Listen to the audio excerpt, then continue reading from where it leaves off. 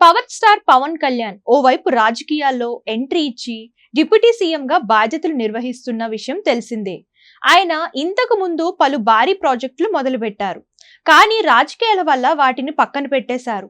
ప్రస్తుతం పవన్ కళ్యాణ్ ఓజీ, హరిహర వీరమల్లు, ఉస్తాద్ భగత్ సింగ్ వంటి సినిమాల్లో నటిస్తున్నారు. అయితే ఈ మూడు చిత్రాల షూటింగ్ కొంత పూర్తి చేసుకోగా మధ్యలో వాటికి చెక్ పడినట్లు అయింది.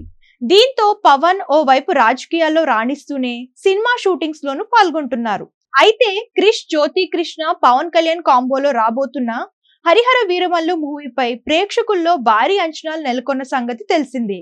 మెగా సూర్య ప్రొడక్షన్స్ బ్యానర్ పై ఎంఎం రత్నం నిర్మిస్తున్న ఈ చిత్రంలో బాబీ డియోల్, అర్జున్ రాంపాల్ కీలక పాత్రల్లో నటిస్తున్నారు.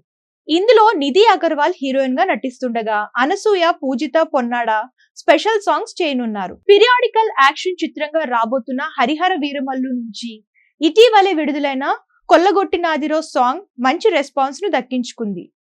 అయితే ఈ సినిమా మార్చి 29న విడుదల కాబోతున్నట్లు మూవీ మేకర్స్ ఇప్పటికే ప్రకటించిన విషయం తెలిసిందే.